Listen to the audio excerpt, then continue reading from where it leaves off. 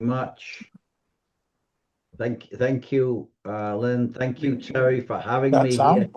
today. And it's great to be presenting yet another wonderful destination. Where does time go, and how quick these things keep coming along these days?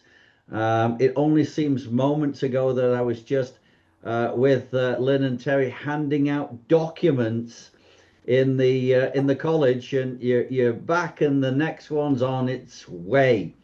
So again, thank you, Lynn. I'm sad that I couldn't be here this evening, but Mother Nature had different plans, and so thank goodness we have technology on our side, and we can continue on with the show and present and stay warm and safe. So, um, as Lynn mentioned, I am proud to have been a partner of the Waterbury Regional Chamber for quite some years now on what we call their international awareness programs. An international awareness program is when we head overseas to foreign lands, learning different cultures, different histories, different ways of life, all traveling with like-minded individuals, and we share the adventure together. We've been to Italy a few times. I think we've been to Spain. I'm just trying to think where all the places we've been to, but we've been to lots of places. And in 2026, it'll be no different. It's going to be another wonderful trip, this time through to Portugal. Portugal is a unbelievable destination. Beautiful land, great culture, a warm and inviting, friendly people. A benchmark for me is food, great food, and yes, we've got a wonderful, wonderful trip in store. This program is a hybrid of our cruise philosophy on land. For those people who have traveled with us before, you instantly know what I'm talking about when I mention cruise philosophy on land. We've tried our best on our land programs to duplicate a cruise philosophy. One pack, one unpack whenever humanly possible. It wouldn't be right for us to do that on this particular program, because if we were to do just one location, you would miss out so much. So we've got a two destination center. We've got 6 nights in Figueira da Foz and one night back in Lisbon. All roads, like in Italy, all roads in Italy lead to Rome. All roads lead to Lisbon here in Portugal. So we're in and out of Lisbon, and one night before we catch the flight on day 9 on the main program in Lisbon again. The extension we have is Lisbon for 2 nights, and Evora and the wine areas. Wonderful extension. You should stay behind and take care and explore Lisbon with us and the outer lying areas. As Lynn mentioned, we will be taking questions and answers at the end. If I could ask a favor, please hold your questions to the I'm gonna end. get, is I that would gonna greatly screen gonna get appreciate big? it, because by the time we arrive at that section, I'm sure the majority of your questions have already been answered. But if not, please feel free to fire them at me at that stage. Okay. Now I'm just gonna come off a video for a moment, because just for bandwidth, we've been having a little bit of. I think everybody's on the internet today with the inclement weather through, I think, 3/4 of the country. So I'm just going to come off of my video feed, so you won't be able to see me for a while, but you should still be able to hear me. And Lynn, Terry, if I disappear for whatever reason, you know how to get hold of me. But having said that, let's talk a little bit about this destination. October the 11th through to the 19th. Great time to be heading into a southern and southwestern European destination. We're not at the height of the season where the hordes are going to be everywhere. So it's a great time to be heading into this region. No visas are required at this moment. We'll talk more about that in a moment. But what this program is going to bring us is wonderful city sites, history spanning centuries. We have unbelievable medieval towns, highly fortified villages perched on hillsides, surrounded by lush green vineyards. We have culture and history far different than Connecticut and the East Coast, and a warm and inviting, friendly European nation. Now, Portugal every year is usually in the top three of the most safe destinations in the world. And I just recently had the pleasure of wandering through Portugal this past November, December. Wonderful people, great food, as I mentioned, but most safe in today's day and age, which is wonderful. Obviously, we cannot guarantee anybody's safety anywhere in the world, but Portugal is, and please check it out online, extremely safe to wander through. But also great food, great drinks, and yes, another year of wonderful camaraderie traveling with Waterbury Regional, like-minded, I'm sorry, I don't know nothing about it. wonderful trip to Portugal. Day one will find us when we depart to on an overnight flight to Lisbon. And once we arrive, welcome to Lisbon on day two. As soon as we arrive at the airport, we'll go through customs and through immigration, as this should be our first port of call on the trip. And you'll be met by your tour director and guide. Your tour director will be on the program from day one, arrival in, well, in actual fact, day two, from arrival in Lisbon Airport all the way through to waving goodbye at Lisbon Airport on day nine. They are a wealth of information. They've forgotten more about this destination than we will ever know. They'll be, as I mentioned, staying in the hotel in Figueira da Foz. Maybe in Lisbon they'll go home and sleep in their own bed that one night. But yeah, you'll find they're wonderful. Um, Also, who are wonderful are our coach drivers, second to none, know the roads like the back of their hand, and to be able to navigate large buses through narrow cobbled streets, they need a medal for doing that. Upon arrival, and once we've got out to the bus, it's going to take us about 2 hours, dependent on traffic, from Lisbon to Figueira da Foz. Along the way, we'll be stopping for a bathroom break, cup of coffee, slice of cake, and one of the service stations. And before we know it, we'll be arriving to Figueira da Foz. Figueira da Foz is the home of one of Europe's most widest beaches in Europe. It's known for its broad sandy stretches, golden sandy stretches for beachgoers and surfers alike. Our home from home is for the next 6 nights is the Villa Gale Figueira da Foz. Right there on the front, on the promenade, we have run of the house basis rooms, but everything you're going to need for your stay is here. Satellite TV, direct dial telephones, mini refrigerator, safe boxes, air conditioning, heat, private bathrooms with toiletries, direct dial telephones, friendly and efficient staff and management at the reception, and there's a bar, restaurant, recreation area with sauna, massage, and such. What's a little unusual is this hotel even owns its own vineyard. So they sell extremely inexpensive bottles of wine at the reception too. So keep that in mind. If you need a nice bottle of wine, right there at the reception, you'll be able to buy a lovely bottle right there for you for up to €5 to €7 a bottle for a good glass.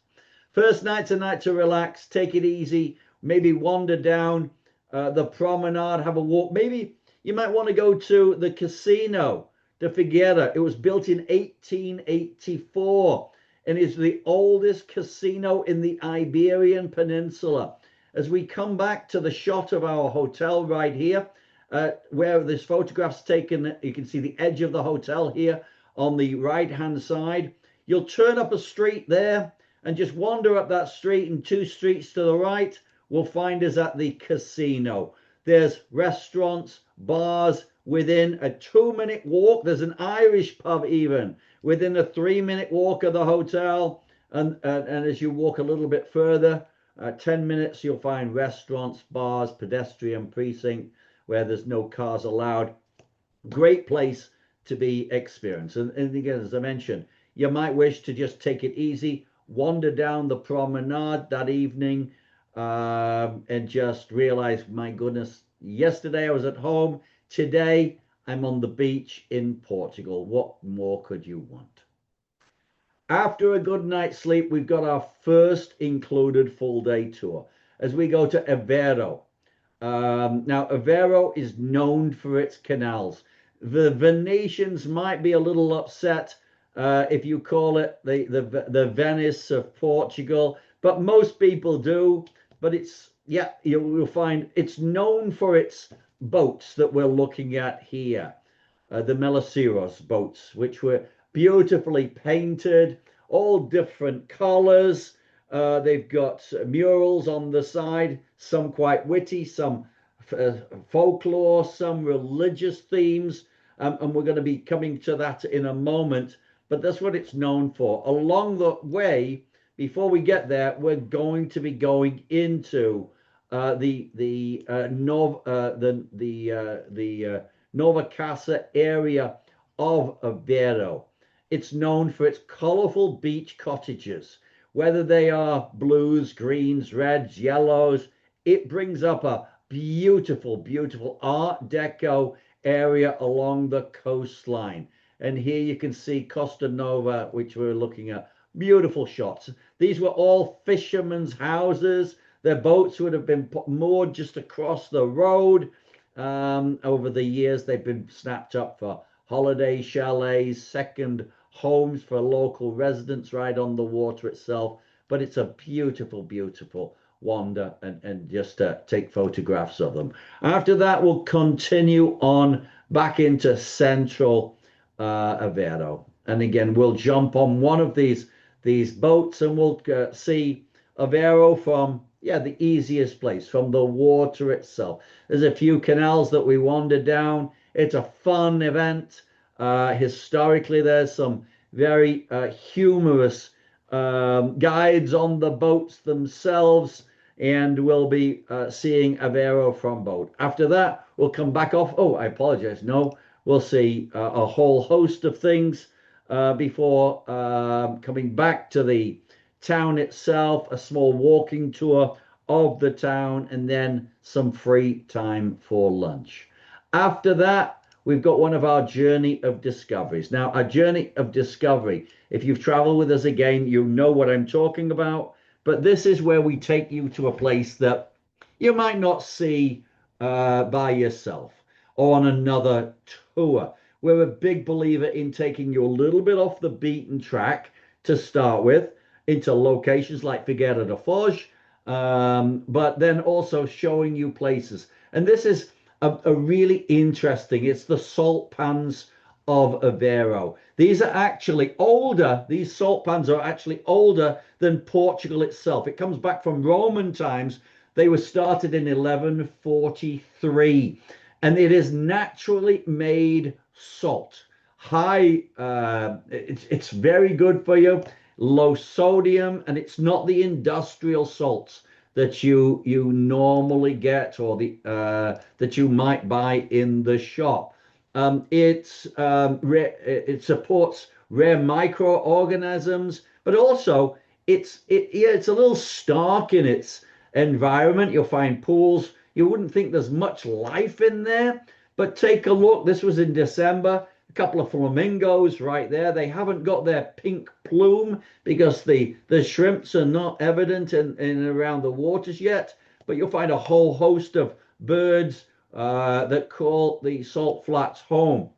But here we are now looking at the salt and the flats itself. It's all natural salt water that's brought into the area. As I mentioned, industrial salt is a little bit different. This is built on microclimatic conditions. It has natural magnesium and lower calcium level. And has calcium levels in it, and it's very sweet in its finish. If you're a wine taster and you can taste cherry in the wine, you better taste the salt. The sugar in the salt. But importantly, it's a wonderful experience to see something different. And historically, as long as he's there, he's virtually always there. There's one of the people that we like to interview. He sells salt along the way. I recommend you do grab some of that salt. I bought some salt in December. The only problem is it's a kilo bag. So keep in mind, there's a couple of you might want to share a bag together because you're only allowed 22 kilos. And if you're bringing a kilo of salt home, you might be, filling your bag quite quickly. But wonderful salt, very thick crystals, and well worth a great present for somebody coming back home. Back to the hotel that evening, rest up, take it easy, maybe head to the casino, try and win what you lost the night before. The next day, we've got a free day. We are big believers in trying our best to create a wonderful program with air, hotels, transfers, guides, meals, as many meals as can, and as many tours as we can, but also having a bit of free time too to wander. This is a free day, but it's a wonderful day if you'd like to join us because we're going to Porto. If you don't, your tour director will tell you how to get from point A to point B. Might want to just sit and relax and watch the world go by as you walk the promenade, or come with us to Porto. And one of its main sites we're looking at here is the Don Luis I Bridge. It's a steel bridge. Steel in Europe always goes with one individual, Gustave Eiffel, the gentleman who built the Eiffel Tower, built this bridge and designed this bridge. And it has become one of Porto's most recognized symbols. We'll see both sides of the town itself. We're in the old section over here, and looking straight ahead there, you'll see the Nova de Gaia district. Nova de Gaia district is where all the wine cellars, the port wine cellars are, just across the river itself. On our walking tour, we'll see the historic center of Porto, the Ribeiro district, a UNESCO heritage site since 1996. We'll wander down some of its narrow medieval alleyways, and you'll see colorful houses upon colorful houses.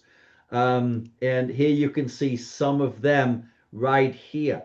You'll see beautifully painted houses, and you'll also see tile facades, intricately painted tile facades. You can see two here in blue, one in the center and one to the right hand side. This was a status symbol when they originally started to tile the houses. It showed how much money I had because I can spend all this money on individually painted tiles.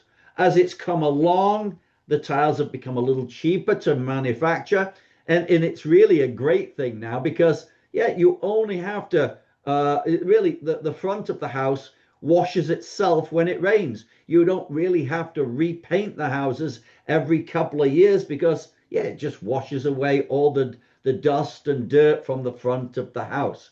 So you'll find a whole host of different styles of designs in tiles. Now, here we are at the main train station in Porto. A wonderful piece of architecture. And inside there's over 20,000 hand-painted blue and white tiles. Here's from one of the sides of the actual train station itself, but here we are inside. Now, importantly, above, look, you can also see non-blue and white ones that are all hand painted too. The train stations and its walls depict major battles, royal processions, scenes from everyday rural life, and we're looking at here at the Battle of Valdez, one of the major battles of Portugal in years gone by. After that guided tour of the train station itself, we'll head back down to the Ribeiro district, relax, take it easy, some free time to lunch, into wander down those narrow medieval alleyways, and we'll be meeting back here for our next journey of discovery. Whenever humanly possible, our journey of discovery, we like to add alcohol to it whenever we can. It just seems to make it a little bit more fun. So this one, we're going to go across this bridge right here. We're going to be on the bottom rung of the bridge, out over to the Nueva Gale area, and we're going to visit the port wine cellars. Port wine, the actual grapes, comes from the Douro Valley, and it all comes into this area of of Porto. And you'll see many, many names in neon lights and in signs along the riverbanks itself as we cross the bridge. And we'll be learning about port wine, which is a fortified wine. And it's known for its sweetness, but a strong content. We'll learn how it's made. We'll also have the ability to sample a bit or two. In actual fact, we try quite a few. We historically go to Sandeman's port, operated and founded by a Scottish gentleman. And most of the ports in Portugal are actually owned by the old Great Britain or the British nationals. Sandeman's, a lot of those are honed in that way. After some samplings, we'll jump back on our bus and we'll continue back home to Figueira da Foz.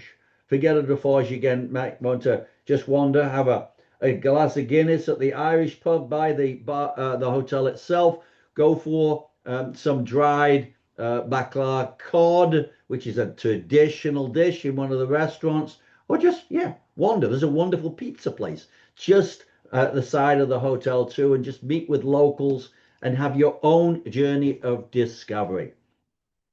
Day 5, we'll find ourselves on another included tour. This time we're going to Coimbra.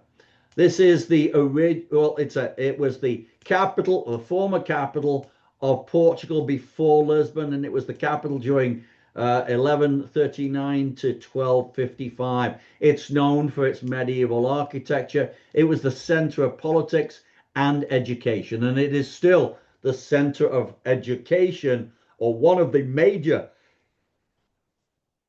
centers of education in Portugal. And we're looking here at the university at the top of the hill. We'll arrive through at the university itself by motor coach. We'll get off of off of the coach, and we'll head into the main square of the university, and you'll be able to see beautiful vistas all across the city itself, down to the Mondego River. Now this area, the city is known as the City of Students. Now here we can see again the university itself. It was founded in 1290, making it one of the oldest universities in Europe, and it is a UNESCO World Heritage Site. There's a couple of reasons why we're going here. We're going in to see the chapel. The chapel has wonderful tile work all the way around it, but also we are arriving at the main library. Though they treat the library with such care, there's only so many people allowed in the library at the particular time, so we'll be staggering this, but there are over 250,000 rare books in this Baroque masterpiece hall. You'll find it's almost like a Versailles palace with its gold, its beautiful floors, its beautiful wood walls and wood tables. And if you're lucky, you might even get to see one of the bats that call it home, as the bats, for some reason, and I'm not 100% sure of this, but the bats actually aerate the room, and it makes it a little bit better for the books to age better. So it's really, really a wonderful place, and my pictures here really don't do it justice. After that, we're going to carry on to Combrega.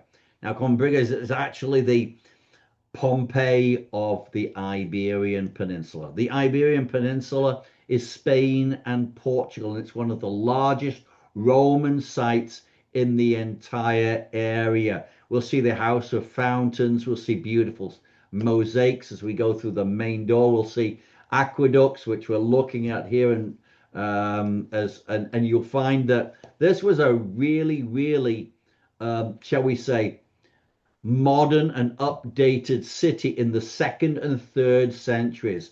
They actually had water systems, aqueducts, fountains, drainage networks, and they had yes, pneumatics with the power of and strength of water, which was remarkably advanced. Here we've got some of the beautiful mosaics along the way, which really demonstrate the money and the power that this area had. We'll also see, unusual to see in a Roman settlement. It's quite apparent, and your guide will be showing you this on the program itself. You will see the differences between the opulent mansions and, shall we say, more of a cramped apartment style living. So you can see a whole host of different buildings, different costs of living that, yes, basically lived in the same city together. There's a wonderful little museum in here, which has weapons, earthenware from kitchens, and such things as that. And we'll be learning a little bit. It's more than just a Roman site. It actually goes back to the 1st century. The Romans only built on top of the site, but this was a Celtic Iberian population before the Romans took it over. Back to the hotel that evening, take it easy. Maybe just have a burger at the bar, a nice glass of Portuguese beer or wine. And day 6, we've got another included tour for you. We're heading to Abidos, Nazaré, and Alcoba. Now, we've got some wonderful things to see here. Some of Portugal's medieval might and grandeur as we get into Abidos, which we're looking, known as the wedding gift town. In 1210, King Alfonso actually gave this town to his wife as a gift of marriage. And we're going to be arriving here, and we're going to wander through the 14th century town. Some of these walls have been around, yes, since the 14th century, and they've been painstakingly upkept from day one, and they are beautiful all the way around the town itself. We'll head into the medieval downtown itself with the narrow cobbled streets. You'll find whitewashed walls, painted white, blues, yellows, and you'll also see some wonderful tile work again. Whilst here, we'll either go into what we should be going into a factory that creates the cherry liquor. Cherry liquor is one of the most beautiful little liquors. It's like the Cointreau of Portugal. It's made out of cherries, and historically it's served out of a chocolate cup. We'll learn how it's made. We'll sample some of it on a journey of discovery. After that, we'll have some free time to explore Abidos for lunch, and then we'll continue on to Nazaré. Nazaré is probably, just because of its raw beauty, it's one of my favorite places on the trip itself. You may have heard of it. This is where the monster waves come. When a storm comes across the Atlantic, The waves here can be up to 100 foot high, and it's pretty close in to the actual coastline itself. Now there is a place just in the water called the Nazare Canyon, which goes from very deep Atlantic waters to bringing it up into quite shallow waters. So as the waves come all the way across from mid-Atlantic, all of a sudden they lose the depth and these monster waves appear. When I was there in November, I actually saw them surfing. It wasn't monster size, but it was still size of about 30 to 35 feet that I wouldn't even contemplate getting in. If you look right at the top of the wave around about 2 o'clock, you can see a jet ski. These waves are too big for you to paddle out on. You have to be towed onto them because they are so big. And here we can see, this is around about the size of the waves when I was there. And there were some people out there. Now, the World Guinness Book of Record is held by a gentleman called Rodrigo Coxa. Can you believe in 2017, he actually rode a 101.4 foot wave. I'll show you what that is in the size of a building in a moment when we get to Sintra. You'll be able to see how big that wave was. If I live in Southern California, if I see a 10-foot wave, I'm probably not getting on it. That was 10 times that wave. And I'm telling you, that takes a little bit of nerve. Now, this is the surfer's Mecca. We'll come out of the town itself. We'll take a slow walk down a path to a vantage point, which we'll see in a moment, where we'll be able to see the waves. Now, we can never tell how big the waves are or whether the waves will be there. But as part of our journey of discovery, we're going to meet with a surfer. We're going to learn about the surfing culture. We're going to learn about why these crazy surfers do what they do and how expensive the sport it is. You need at least 3 jet skis, one to tow you on, one to make sure you get off of the wave and get back out of danger, and one as a safety line just in case. You've got special wetsuits, special boards because of the stress that such a big wave puts on the board itself. And you'll be able to learn firsthand from a Portuguese white knuckle surfer all about it. And here we can see the actual vantage point that we'll be seeing, and hopefully we'll get to see some waves from there. After that, we'll be continuing on to learn a little bit about the Romeo and Juliet story in Portugal. This is where King Pedro and Inez de Castro had their Romeo and Juliet romance. Now, we're just going to see a little bit of the town itself. We're going to continue on to the wine museum, and we're going to learn about Portuguese wines.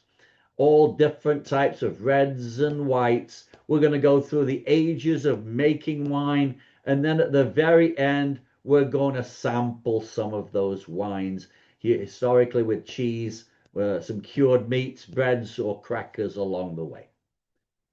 Back to the hotel that evening. Now, the next day is a day, a free day where you might wish to head out to the Fort Santa Catarina, which we're looking at here, the ancient lighthouse of Figueira da Foz. Dates back to the 16th century. Or head out on a tour to one of the spiritual Marian sites in Europe, to Fatima. It's not designed to be a Catholic spiritual event. It's not designed to do processions and such things as that. It's to see a different place, to see a huge religious area, and to see the size of this Marian site. We'll be heading into the sanctuary of Our Lady of Fatima, which we can see right here, where pilgrims come year in, year out. We'll head into the sanctuary itself. You'll see the Basilica of the Holy Rosary and a Basilica of the Trinity, and then head into the sanctuary itself. You'll see the Holy Rosary right here, the biggest rosary beads you'll see anywhere in the world. After that, we'll continue on after a bit of free time in the town itself for lunch. We'll continue on and part of our journey of discovery. We will learn about the three shepherd children who reported seeing the apparition of the Virgin Mary. The family members. This was in 1917 that they saw this. They have since passed away, but from family members, we'll be learning about the apparitions, what they saw, as part of our journey of a discovery. You don't need to be Catholic. You don't need to be spiritual to go on this program. It's just a different experience to see. Before we know it, we'll be on our night 6, coming back to the hotel, and we'll be in our last night in Figueira da Foz. Maybe head to that pizzeria at the side of the hotel, go to the casino. Day 8, we'll find ourselves leaving Figueira da Foz behind and heading south to Sintra, Cascais, and then onwards to Lisbon. And here we are in Sintra. Now, we're going to be going into the National Palace of Sintra, which we're looking at here. Sintra actually has 3 palaces. This was a very royal and a place in years gone by. Now, take a look at those 2 towers, 2 white towers. From where the white cars are to the top of those towers is 100 foot. So now you can see the size of that wave that record-breaking surfer got onto and caught it and rode it. That's how crazy it is. Not the size of the building right in front of the white cars, those towers, which are double the size of the building. Unbelievable. Now, the National Palace is a wonderful place. It was the seat of Portuguese royalty for 500 consecutive years, from the Middle Ages all the way through until the fall of the monarchy in 1910. Now, Sintra is a wonderful place, so you can see right here. We're going to have some free time to wander, do some shopping, have some lunch later, but we're going to continue into the actual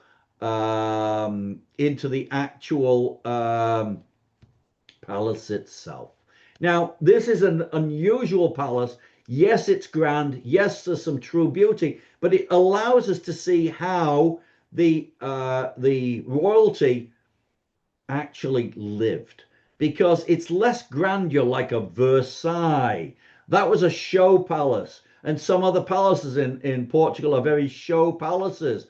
But we will learn about how the royalty lived. From this, it was a seat of governance, so we'll see the council chambers, the sleeping quarters, the kitchen, and the chapel. Yeah, it's a beautiful depiction of everyday life of a royal. Now here we are, and you can see some of the beautiful tile murals on the walls there. The tiles up on the ceilings. You'll find faux painted rooftops. You'll find ornate carpets, exotic woods on the floor, and here we've got the Hall of the Magpies right there. And now you can see some of the beauty of the inside of it itself. Wonderful location. After that, we'll come back out of the palace, straight into the main town itself. Relax, take it easy, do a bit of shopping, go and grab some lunch before we continue further south, heading to Cascais. Cascais is known as the Portuguese Riviera. You'll still find wind and wave-swept coastlines where those big waves and winds have pounded the countryside for centuries upon centuries, arriving to the Portuguese Riviera of Cascais. It's known for its beautiful villas, its golden sandy beaches, its clear emerald green waters, and a cosmopolitan vibe. And we'll have a panoramic tour of that before arriving into Lisbon. And welcome to Lisbon. We're in Lisbon for the last night, and our home from home is the Cores Hotel, a modern hotel just on the skirts of the town centre itself, but offers all the modern conveniences of home and it has satellite TV, direct dial telephones, surprisingly large rooms for Portugal, as Portugal, Lisbon has smaller rooms historically. You'll find free Wi-Fi, restaurants, bars, satellite TV, coffee makers, as well as private bathrooms, and a friendly and efficient staff and management. Now, this here, before we know it, will be on our last night in Lisbon. If you'd like to go and see Lisbon, and you're not deciding to go on the extension, then you might go out there and try and see as much as Lisbon as you possibly can. Or if you're continuing on the extension, you might wish to join us on an optional Fado tour. If you've been to Spain before, you've seen flamenco. This is Fado. Fado is less colors, less traditional flowery dresses. It's gentlemen in black outfits. It's more about music, song, and culture. It's known as the soul of Portugal, and it's known for its nostalgia and melancholy approach, and usually stories of love lost. We have a dinner show for you this evening. The dinner is kind of good, small setting, and I think you'll enjoy it tremendously as you really experience the life of Lisbon and the life of Portugal. Before we know it, it will be on day 9, and it'll be time to come home, jumping on the plane that day from Lisbon back to New York, with spectacular memories of a wonderful coastline. Culture and history far different than Connecticut. A wonderful Portuguese people, warm and inviting English-speaking people from the European Union, breathtaking landscapes, and great food. That's my benchmark again, is great food. Now, what do you get for the price of this trip? We believe you get a lot on this program. You get round trip, and I apologize, we've got my first mistake in 25 years there. We've got round trip air out of Columbus indicated there. And just give me one moment. I will change that 1 second. Give me one moment just to make sure. Yes, I've got everything else correct on that. So again, I do apologize. It should be out of New York. And then we've got 7 nights in first class hotels, which equates to 6 nights in Figueira da Foz, 1 night in Lisbon. You got a tour of Aveiro, including the boat ride, Coimbra, Luzia, Abeiros. We've got a Nazaré, Alcobra. We've got the cherry liqueur tasting. We've got interactions with surfers, Sintra, Cascais tour as well. We've got our journey of discovery, including that surfer, including the cherry liqueur wine tasting at the wine museum, and again, much more. Tour director on the program from day 1 all the way through to the end of the program. First class deluxe air conditioned motor coaches, baggage handling for 1 piece of luggage in and out of the hotels outside the airport itself. All this for $39.99 per person. Now, importantly, that's an early bird discount price, and it goes up by $200 after our early bird deadline. Please do not wait before the early bird deadline appears to sign up for this particular trip. It will sell out. It always sells out. The Austria Christmas market sold out quite quickly. The Sicily program sold out quite quickly from last year. So to avoid disappointment, please sign up as soon as you know you want to go. You're protected by a money-back guarantee from us that from the day you book all the way up to 131 days before you go, you have a money-back guarantee. So all you'll have to do is send an email over to Terry that I can't go, and we will initiate the refund process. So there really is nothing stopping you from getting on the trip itself, putting X on the calendar. I'm going to Portugal, and make sure that you're on the bus before it sells out, and it will sell out. So please, if there's one thing that you hear today, that's one thing that I would say. Sign up sooner than later. I think we already have this today, already 16 people reserved on the trip. Single supplement, $8.99. This is a level 3, so do keep in mind it is a level 3. So what does that mean? So there are steps, there are walking tours. You should be a proficient walker on the program itself. There are uneven surfaces. You should be able to listen to a guide talk to you for up to 30 minutes in one location. And if you can do that, this trip is for you. Now, approximately 75% of all our travelers say, I'm already there, let me go and see something else. Now, if you want to see Lisbon, this is where you see Lisbon. This is where your city tour of Lisbon is, as well as a tour of Evora and the local vineyards in and around Lisbon itself. Excuse me. Now, Lisbon is known as the city of 7 hills. It is built on 7 hills, and we're going to be experiencing the city itself. Now, from the 19th through to the 21st, we've got 2 nights in a first-class hotel. We're not checking out of the hotel again. We're staying in the hotel itself. The hotel has great location, as I mentioned, right next to one of the largest department stores or galleria type of events with lots of different stores, a couple of museums close by, and the subway is right there if you need it, right at the foot of the hotel too. You've got 3 meals, a daily breakfast, and 1 lunch. You got a city tour of Lisbon. You're going to Evora, and you're going into the wine growing areas in around Lisbon, and doing some tasting. Your tour director has continued on with you, so is your bus driver and the air-conditioned motor coach, and your luggage is taken care of out of the hotel too.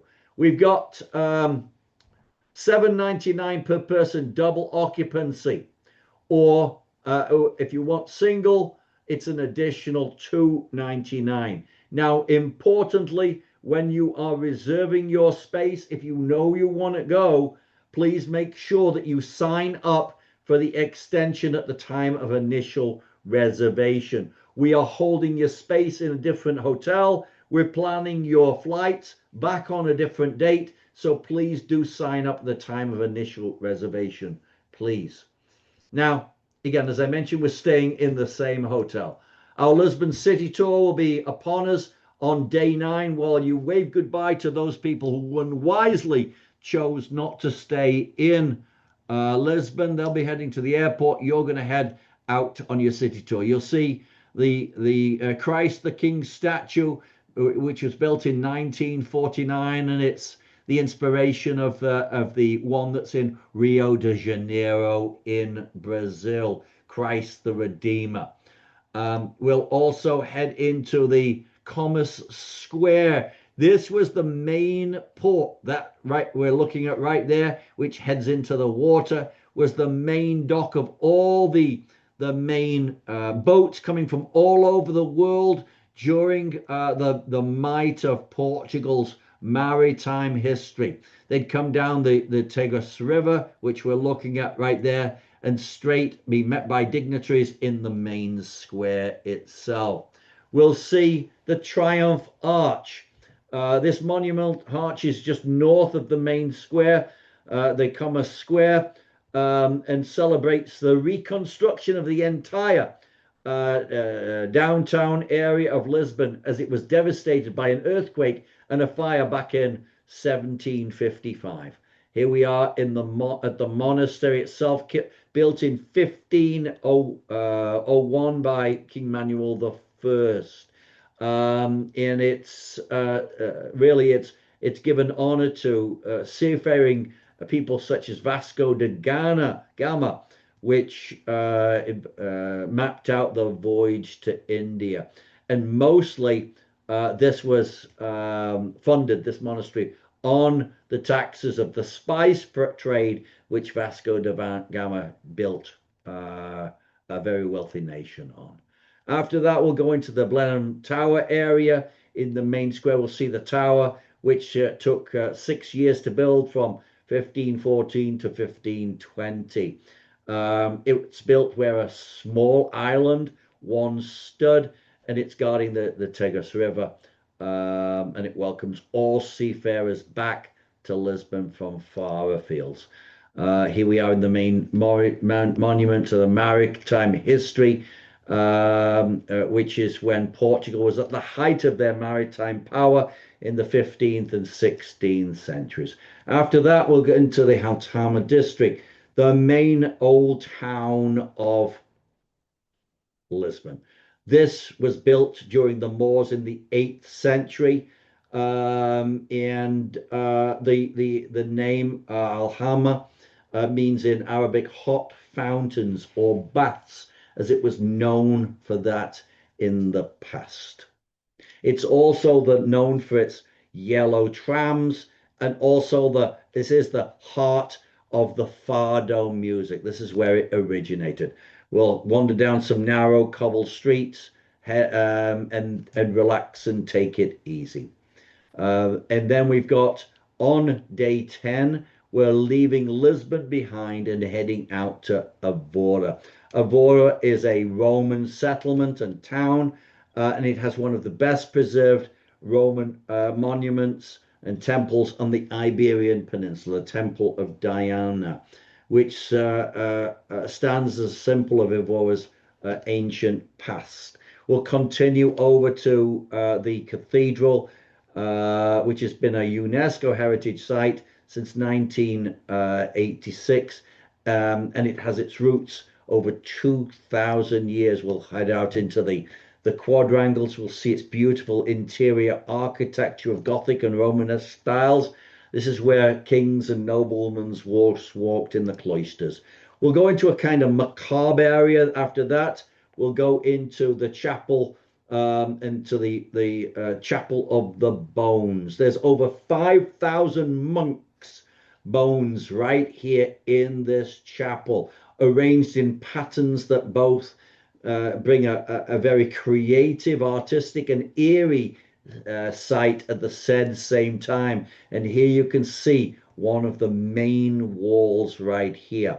It's a most chilling event, but it is again a wonderful experience to see this. As you're walking, you don't see this walking in. As you're walking back out of this room right here, there's a sign on the wall, which is an ancient sign. It says, "We bones that are here await yours. Please make sure that yours don't stay in this area right here." After that, we'll be heading into the wine growing area. It's known for the vast green expanse. You'll find a cork manufacturing area, arable fields, but wine.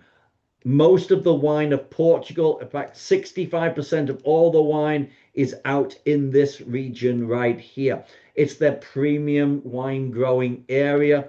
We'll learn about the wines. We'll go into a family run vineyard. We'll sample some of that wine and yeah, have a wonderful journey of discovery.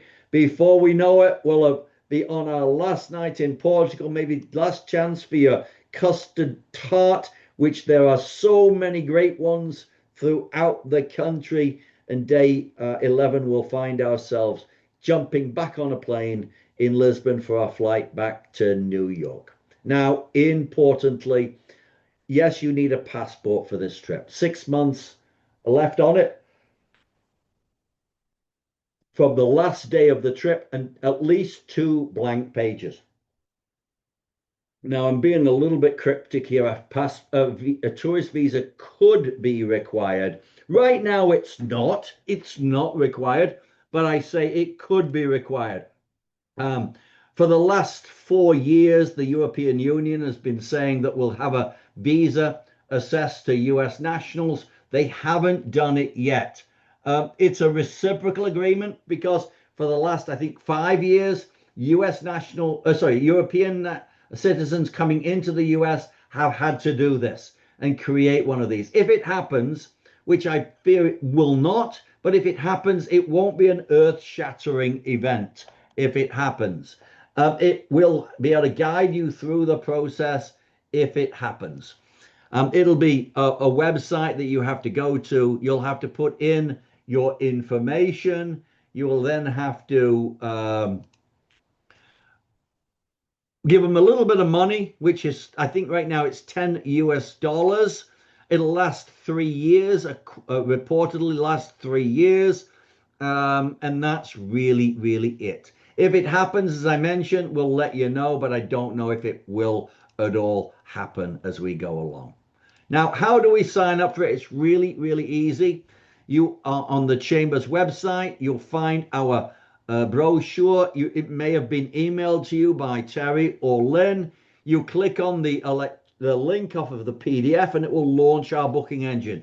Or underneath that arrow, you can click. You can take a photograph of the QR code there, and it will launch the booking engine on your phone right there. We've got the front of the brochure there with a lovely photograph of Porto. We've got our early bird deadline there, which is February 22. Don't wait until February 22. It will be sold out by then. And we've got Terry's contact details if you need her. She is your contact, and she does a wonderful job at answering all questions. And if she can't answer a question, she knows how to find me or one of our staff members. Now, if you've heard me before, I'm always a broken record when it gets to travel insurance. Once you've gone through the booking process and you have pressed submit, you'll get a pop-up.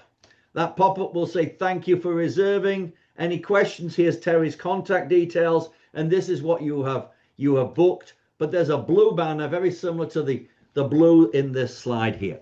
And it says, are you interested in travel insurance? If you don't get that pop-up, it's because you have good pop-up blocker on your computer. You'll get an email at the same time. It will be with you within 5 to 10 seconds after pressing the submit button. If it isn't, it's in your spam. Check your spam.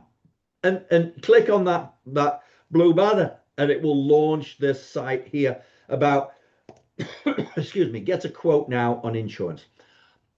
You should never leave the home without insurance. We all have medical insurance. We all have dental, or a lot of us have dental, car insurance, house insurance. Don't leave home without travel insurance, please. Your medical insurance does not work in Europe, so keep that in mind. There are two styles of insurance. One is cancel for a reason. That reason is medical or death of you or an immediate family member. It covers trip interruption, missed air or cruise connections, baggage or personal effects, baggage delays, emergency and medical dental, accidental death and dismemberment. Don't try them. They're not wonderful things to try just to see how to claim on an insurance policy. It has pre-existing conditions, and it also has a cancel for any reason. We recommend you sign up at the time of initial reservation, and if you want cancel for any reason, there's a box there that you can click, cancel for any reason.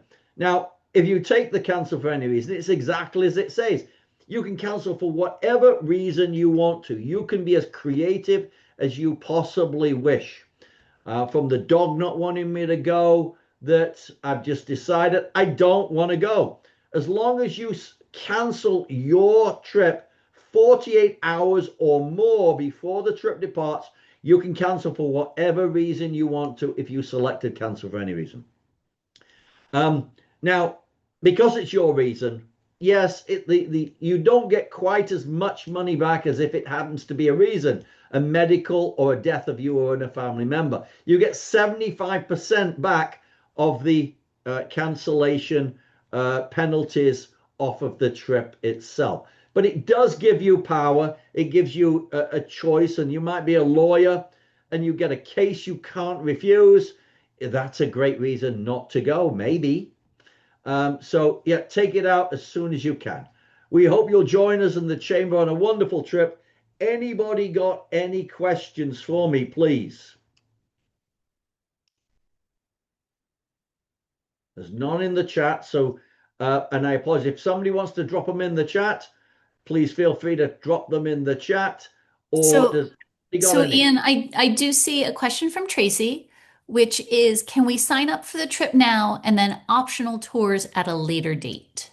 Great question. So sign up for the trip now, get yourself on the bus, and you can sign up for the optional day tours at a later stage, but not the optional extension. Get yourself in on the optional extension now because, yes, we have to create more planning on your behalf. And then we would also recommend that those optional tours sign up before your final payment is due. So it's really hard to add them. Yep. The closer we get to departure, the harder it is to add them. So if you want to just put down your deposit now and then think about it until the final payment, but I would recommend getting all of those optional trips in before the final payment is due. Yeah. I mean, it comes down to bandwidth. You might want to do it all now, just one less thing to do later on. But don't forget, as Terry mentioned, you'll be gaining reminders. Last chance, last chance, last chance. Get your optional tours right now. Yes. And then, Ian, oh, Ian, yes, it's Kathleen. Two questions. How much on average does the trip insurance cost? Okay. And also, is there a bus like from Waterbury that would take us to the airport in New York and return? so I'll answer some of that. I think Ian might have been looking to see actual numbers. Yeah. The amount of the insurance does depend on the final amount of your trip. So if you Yeah. add on each of the extension in each of the trips, it will increase the amount of the insurance. I believe it's generally been around $400 to $500. It will range. It'll range if you take the base program and a tour. It brings you over four. It's based on the price of the trip, and that will bring you into a $400 amount. Okay. If you take the extension, it brings it up by another $47 to 471 477 sorry, $447. $447. Spit it out here. Okay, good. And then how about the bus transportation to and from the airport to New York? That is something that the chamber does offer. It would be at an additional cost, and you would do that directly through me. So once you book, when we get closer, I would offer that and let you know what that exact cost is. Okay. With gas prices as they are, I don't like to quote that price until we get Yeah. much closer. Yeah. Okay. Yeah. Great. Thank you. And then, Thank you. Diane, I see your hand has been up. I had a couple questions. The optional tours where you said there was a free day or the optional tour. So I assume there's a fee for each optional tour There is. There and is. and and approximate prices of those Yeah. or So first of all, before we get into there, so we've got the first of all Tracy Weiss. I don't know if you're on this presentation. Thanks for reserving. You just reserved right now for the trip. I just wanted to see who it was. Didn't want to miss the boat and get yourself on the bus. So right now, if we look at the optional day tours, the optional day tour on the program itself, we've got a couple right here. Now, the first one is the Fado tour, and I'm just going to get to that right now. It's just my system's taking a little longer. The Fado tour is $109 US dollars. And do you see it there? Hold on, I've got it right here. I've got it right here. And the other one, the optional tour to Lisbon, bear with me. Sorry, to Fatima, bear with me. I'm just pulling it up right here. I've got them, Ian. They're each $129 per person. $129. Thank you. Got it right there. Sorry, my phone was faster. And we did want to make sure we clarified something very quickly. One of the slides had an incorrect date as well. The early bird deadline is February 22nd. Just Yep. want to be super clear on that. Yep. And on, I know there's certain meals included. There's a few breakfasts, I think, or Daily breakfast. daily breakfasts and Three three dinners. dinners. Yeah. And can you give an idea of a ballpark figure of how much to allow ourselves for Yeah. meals You, beyond that? Yeah, I mean, again, it comes down to personal preferences on Of what you're course. used to. But, for example, the pizza, if dinner in the evening, it's a most small place. It's a wonderful family run. If you want to go to the pizza place, it's very similar to a pizza restaurant that you do in the US. So not much different pricing of going to a pizza place, 15 to $20 for a pizza, like you would in the US. Drinks additional. Yeah, but then there's restaurants at the Irish pub. You can get a Guinness and something Irishy flair in Irish flair just down the street for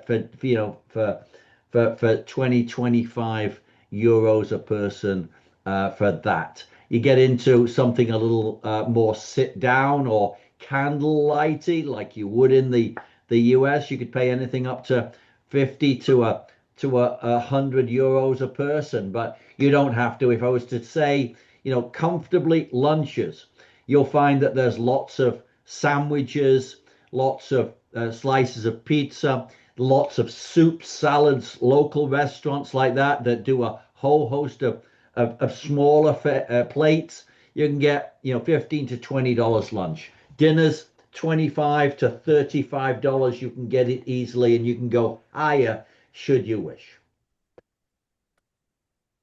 Okay, thank you.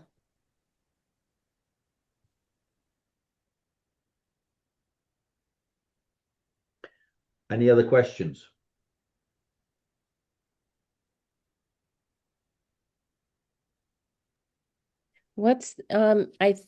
Thought I saw somebody ask, what's the deposit? $800 per person to reserve your space, plus any options that you select.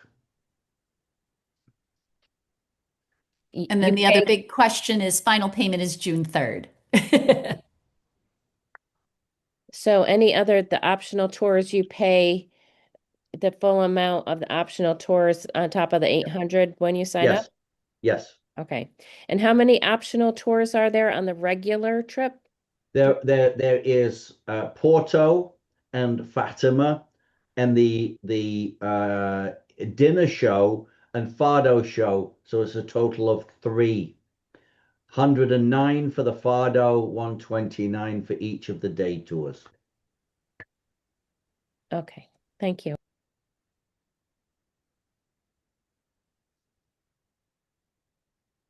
Any other Some questions? questions in the chat here. Yeah, I'm just answering them quickly. Generally, we have about 60 people on the trip. We split into two groups of about 30 each. Yeah. Those are round numbers. Final payment is June 3rd. The deposit we talked about. Oh, Krista, you asked about the weather. According to Dr. Google, it is moderate. It's usually 57 at night to 70 during the day. So that usual nice during the day, bring a sweater. And I think I got everybody else I in just the have a question for Ian. You told us that uh, you've been to Portugal recently, walked through there November and December this year. I presume that you've seen most of these sites. I know so little about Portugal. It does sound like a wonderful trip, and I've been on 4 Yeah. other trips. Yeah. So, have you seen much of this that we're going to? I've seen it all. Okay, good. I've seen it all. So, I've sampled the wine in the in the wine museum. I'm not a lover of their whites, but I'm not a lover of any whites, but their reds are wonderful. I felt that the journey of discovery with the surfer was really special because I don't have an understanding of that, and to gain a brand new understanding of something that, and if you haven't seen it, there's a documentary on Hulu, I think, 100 Foot Wave, I think that's what it's called. It talks about it all. It's a five or six series. You should see it. So that's wonderful. I think Figueira da Foz takes you a little bit off the beaten track, and the location of it is wonderful because you can do Porto, you can do everything in and around the area and come back to the same hotel. So it's really, really wonderful. It's very safe. There's lots of restaurants, lots of bars. If you don't want to go out, then there's a restaurant in the hotel. There's a lovely bar in the hotel. So yeah, I think you'll enjoy it. I think you'll enjoy it. That's the best part about these trips is that you're not moving from one hotel to the next. Yeah. So thank you Yes. for that. Yes.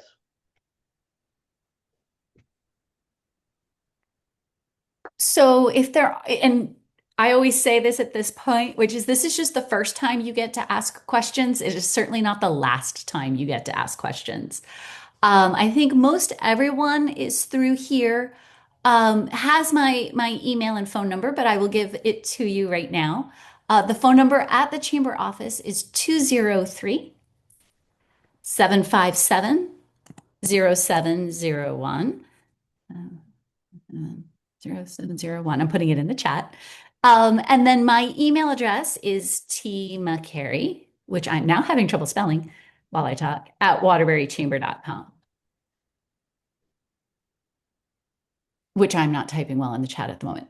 Please feel free to give me a call. Please feel free to send me an email. If there's anything else that you wanted clarification, I am absolutely here to help, with anything that I can. Yeah. I'm just also looking at the chat. Tina, I have the names of the hotels. One was, and I'm not going to pronounce them as well as Ian just did. It was the Vila Gale Figueira da Foz was the main hotel. And then the second hotel was the Hotel Acores.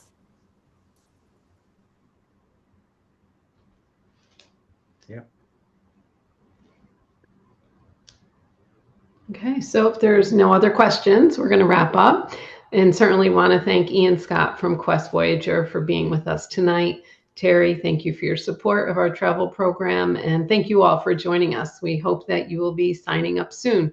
Terry did mention that we split up into two groups. If we have a large enough group that we need to split, I will host one of the groups with my husband, Fraser, and Terry will also host a group. So you'll always be with a chamber representative. And I think we've heard that that's really comforting to our travelers. So we look forward to traveling with you to Portugal.